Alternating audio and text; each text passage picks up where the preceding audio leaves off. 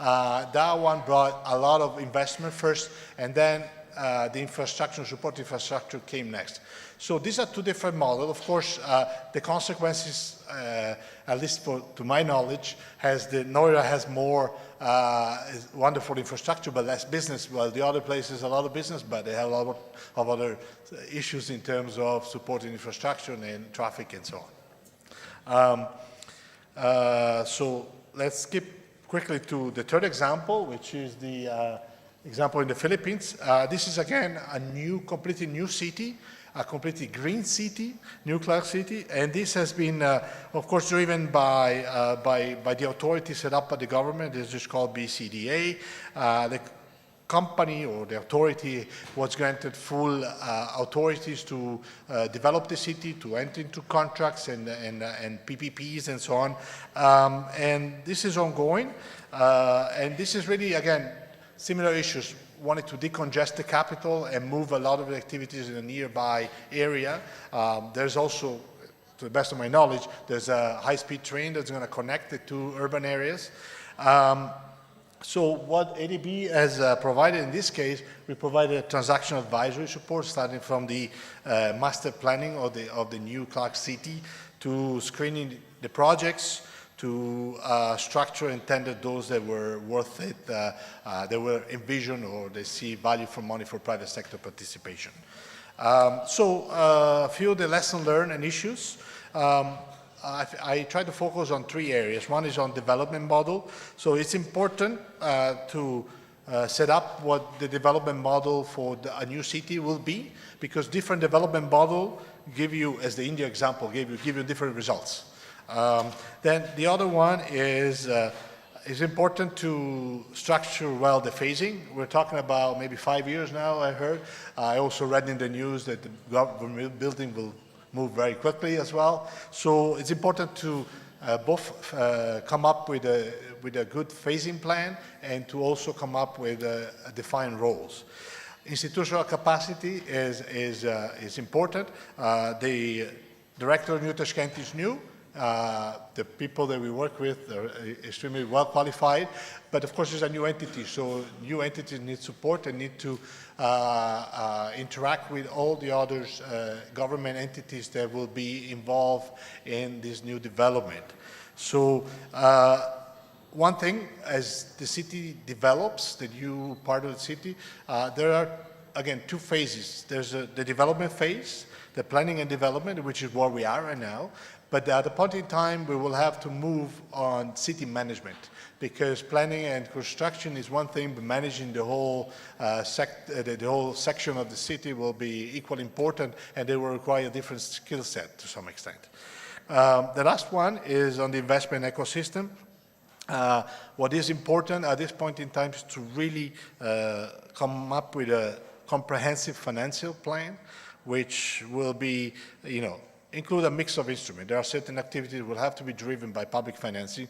There will be other by private financing, and there will be some that will be based on some of the philanthropy that goes around. And if you were to move certain building from current Tashkent to the new Tashkent, you can also monetize on the assets, and you can use that for the development of the new city.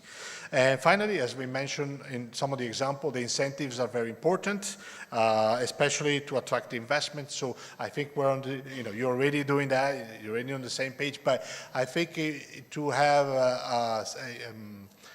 have businesses setting up in the new part of the city, you have to create that, because it will take a little bit of time to create a critical mass for them to be able to earn and operate on cost recovery basis at least.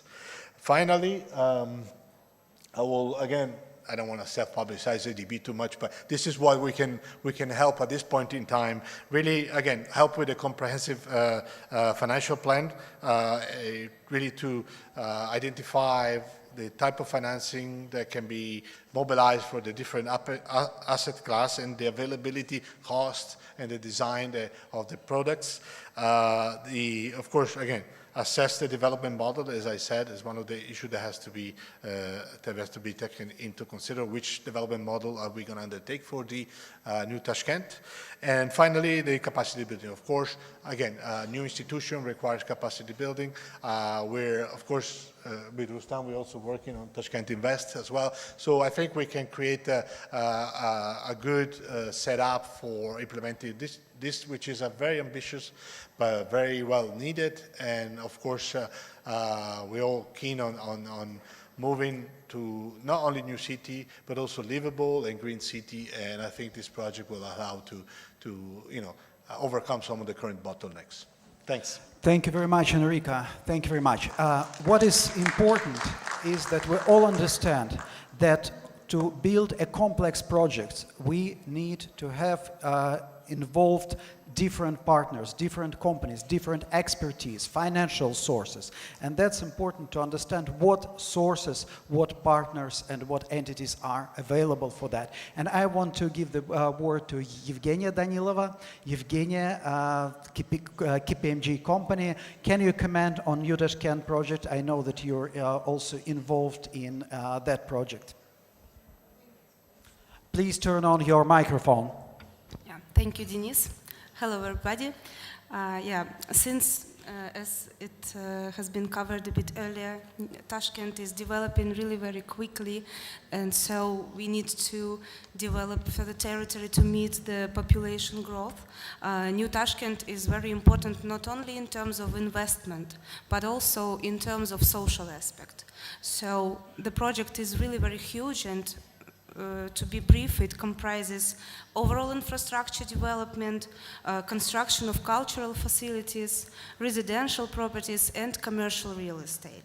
Considering the overall huge project scale, it can barely fully be relied on local investments. So there is a big need in international investments as well. In this regard, when the foreign investments will be attracted, the new Tashkent will become a hub for business, innovation, and sustainable development. I would like to mention the key factors of attraction of foreign investments here. First of all, adequate planning and engineering, then state guarantees, transparency, and finally, plan fact control with timely updates.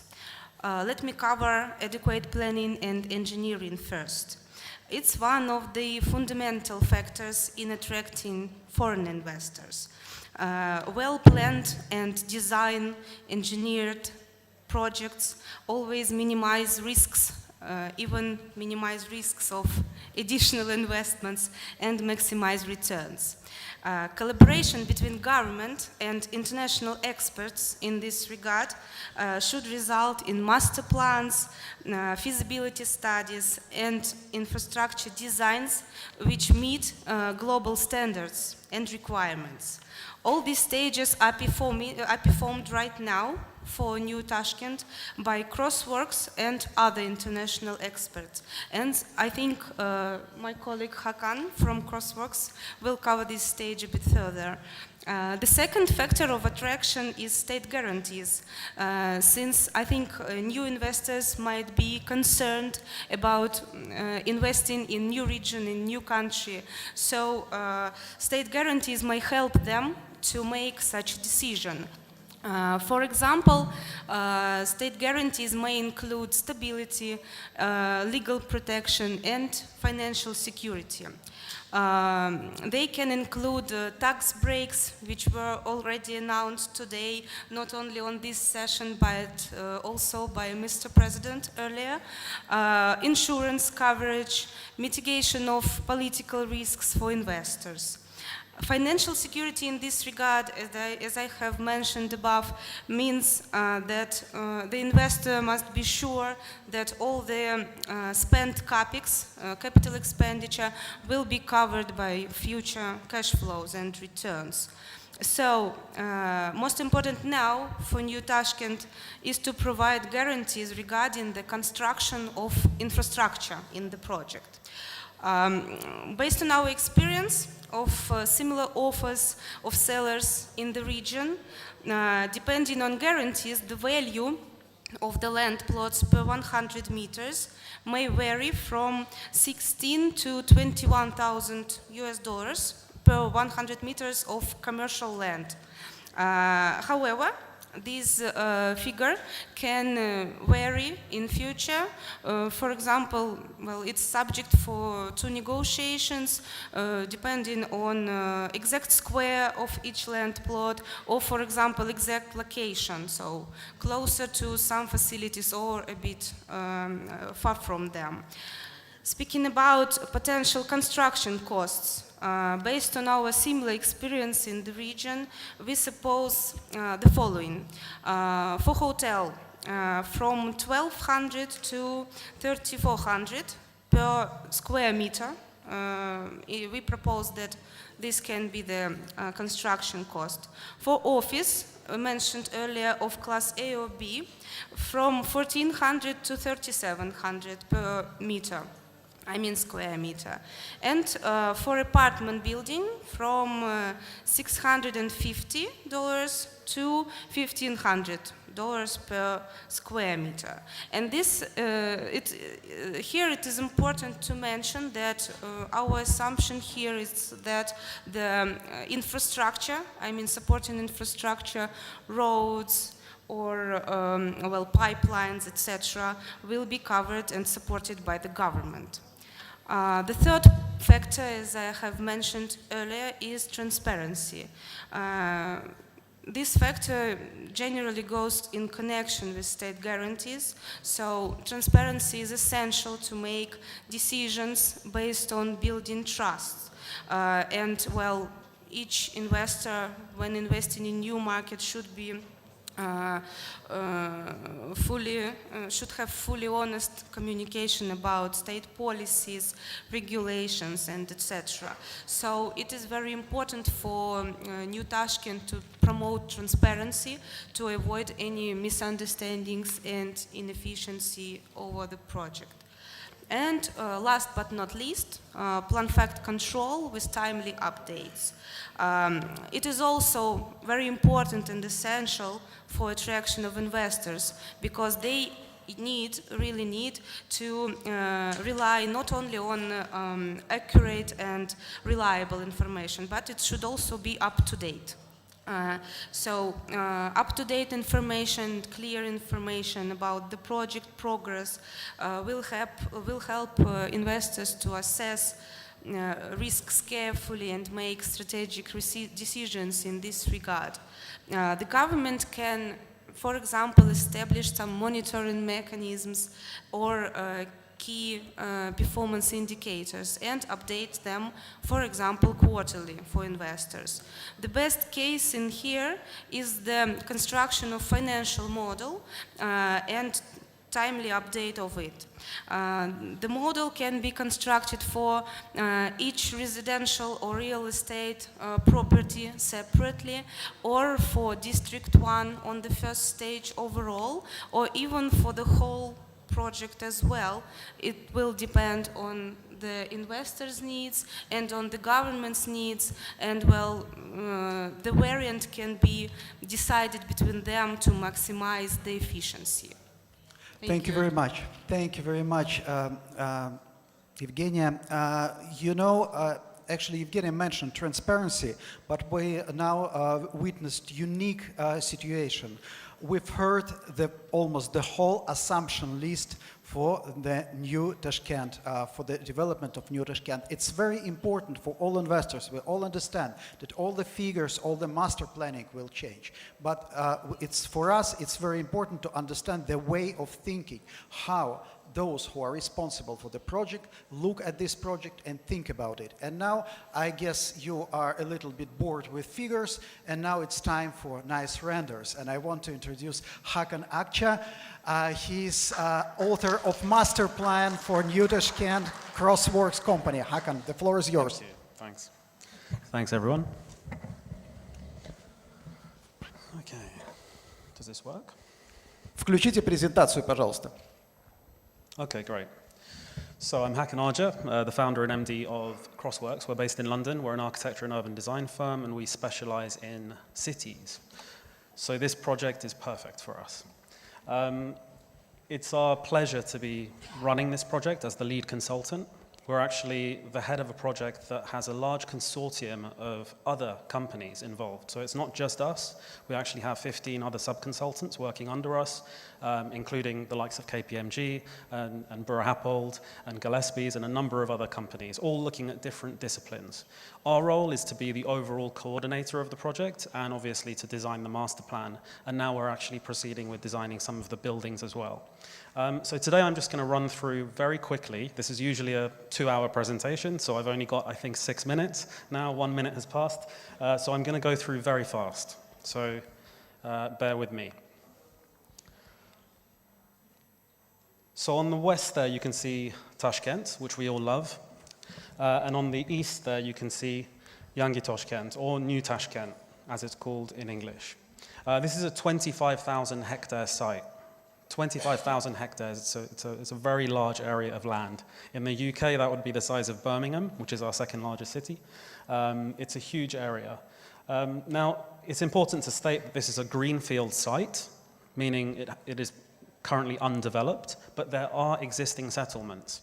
And the leader of the project, of course, is ultimately President Mirziyoyev, and also Mr. Adilov, who is the head of the directorate of New Tashkent.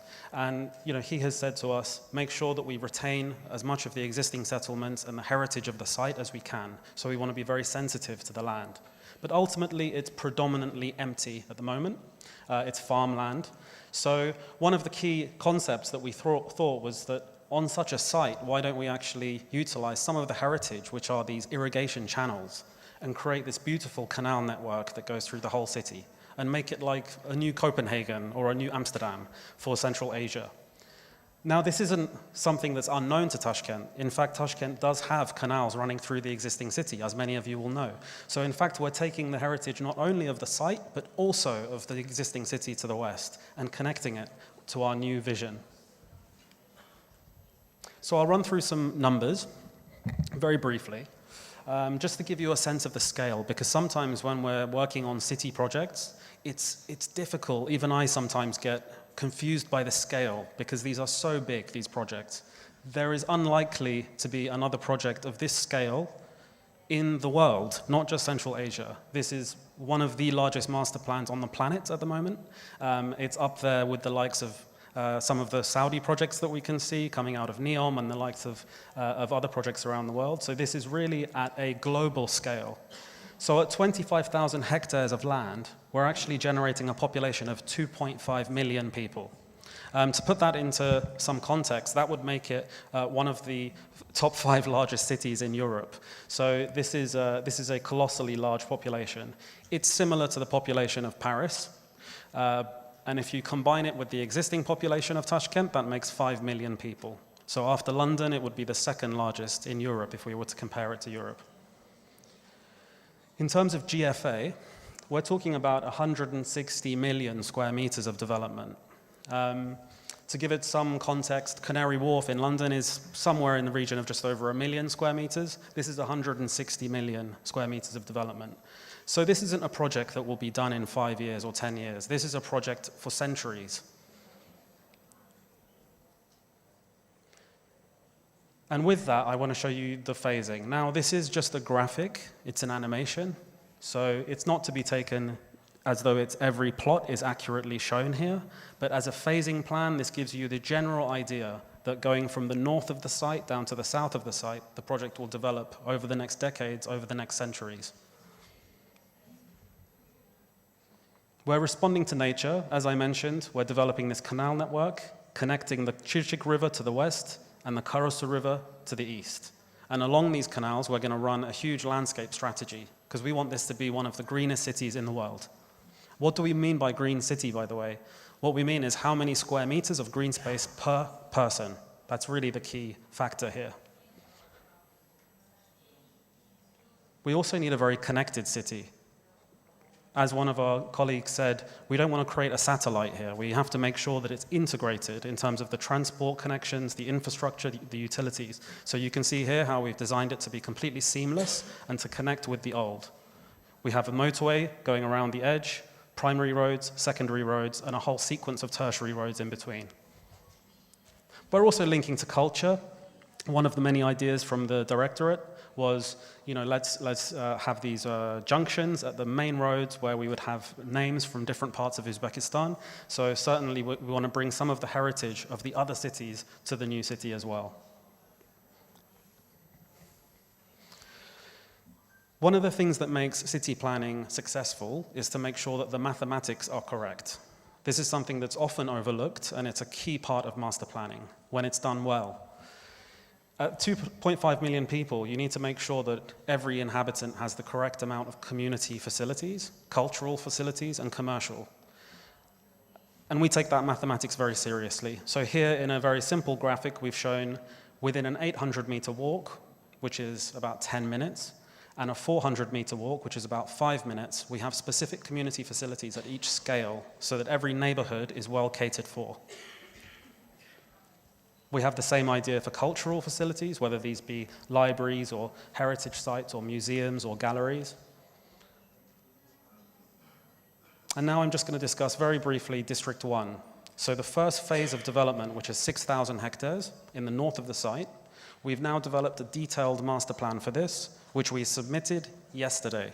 So this has now just been coming straight off the drawing board, as we say, and this is a detailed master plan, which means all of the engineering, the utilities, the landscape, the urban design guidelines, the building guidelines have been done for this area. So this is a 6,000 hectare site with around 600,000 people. We're running at a population density of around 100 people per hectare gross, so at net that would be about 200 people per hectare, which is a very good density for to ensure that it's a dense, compact city. So here we have the key highlight figures: gross population density of 100 people per hectare at 600,000, and then proposed development is about 50% of the land. The District 1 total GFA is around 40 million, so it's somewhere like a quarter to a third of the overall master plan. And you can see how we've grouped up all of that area into residential, which takes up half of that GFA, and then commercial, community, culture, and government facilities. The government facilities, it's important to state, will be moving in the future, not tomorrow, but going forward, will be moving from Tashkent to New Tashkent. And that will be one of the catalysts of the growth of this new city.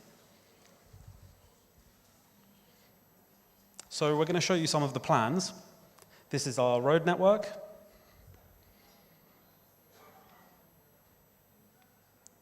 This is our mass transit system. Now, of course, private cars are used today. It would be a nonsense to suggest that there shouldn't be any cars in this city. It wouldn't work, it would fail. We have to ensure that we design for today, but plan for tomorrow. That's very important. So, of course, we need a mass transit system. Of course, we need good public transport. Of course, we need to think about autonomous vehicles. But today, cars do rule the city, and so we need to ensure that we design for cars and to make sure that in the future, those highways can be adapted. Here's the urban block plan. Here we're showing the open space, the archaeological sites, the preserved areas, and all of the special zones that previously Mr. Adilov mentioned. A transect plan, which shows you the overall density split across the city, and then some renders. So I guess this is the fun part that we wanted to get to eventually. Sorry, it took some time. So this is the overall District 1, 6,000, this is around 5,000 hectares in this visual that you can see visually. On the east there, you can see the Karasu, and on the west, you can see the Chirchik River that everyone will know very well. As I mentioned, the government facilities will be moved from Old Tashkent to New Tashkent, and this here is the center. At the moment, I personally am calling this Infinity Square, but its name will change, I'm sure. And this is the main government center in the middle of District 1. In the distance there, you can see a skyscraper. This is a landmark. The design will very well change over time. It's just an illustration of a landmark centerpiece for the new city. We have 30 seconds. 30 seconds. Okay, here we go. All right, so I'll just spin through these. These are some waterfront developments. This is a central island, or çarşı, that we're going to have in the center of District 1 that will be connected to all of the different sides. The Tashkent Twin Towers that we've designed, which represents that this is a twin city. It's not an entirely new city, but it's a twin to the existing. And that's what these towers represent. These are some local roads that we've designed to give you an idea of the general look and feel of the city. A main junction, a community center where we have schools, hospitals, clinics. And this is, I must say, for Mr. Adilov, if he is here, but this is his centerpiece.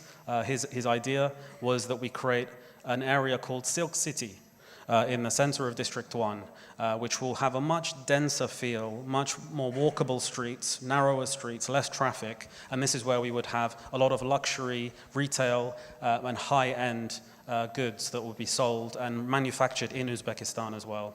So just to flick through Silk City, because these are actually my favorite renders on the project, you can see here much more... Will it be available to public, this presentation? I hope so. Yeah, it depends on Mr. Okay, Adilov. I got your word. So these are much more pedestrianized streets that you can see, so much less traffic. And I think as a design team, this is our favorite part of the city. Hope everyone agrees. Of course, all of the traffic has been considered, parking has been considered, but this is one specific part of the city that would be a little less hectic, let's say, a little less trafficked. Thank you very much, Hakan. Next session is Of course, starting no in problem. 2 minutes. So. No problem. I'll just leave these up. Yeah, that's a good idea. And also, thank you very much. I hate to interrupt you because that's a wonderful master plan. And Mr. Rahmanov, I want to take an opportunity and ask you maybe to address investors in this room and tell them what you expect, so what you would like them to do, to invite them to cooperation, to collaboration. Use language that you're comfortable with, please.